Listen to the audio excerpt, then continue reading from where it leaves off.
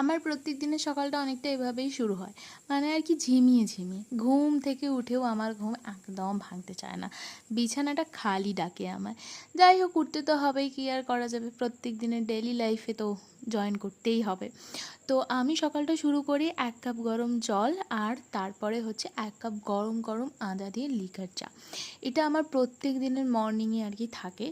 দেন যেটা থাকে সেটা হচ্ছে যে এই ছাদ বাগান। আর অবশ্যই তোমরা জানিও তো কে কে চিনতে পারলে এই গাছটা, কমেন্ট করে আমায় জানিও যারা যারা এই গাছটাকে চিনতে পারলে। মানে এটা কিন্তু একটা ফল, তো সেটা কী ফল সেটা আমাকে কমেন্ট করে অবশ্যই জানিও।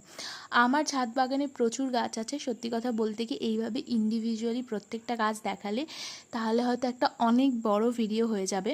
আজকে কিছু কিছু গাছ তোমাদের সাথে শেয়ার করলাম, যেমন জবা ফুল, আর এটা হচ্ছে বরবটি গাছ, আর তার পাশে দেখো ছোট্ট একটা লঙ্কা গাছ আছে, প্রচুর লঙ্কা হয় কিন্তু ওতে।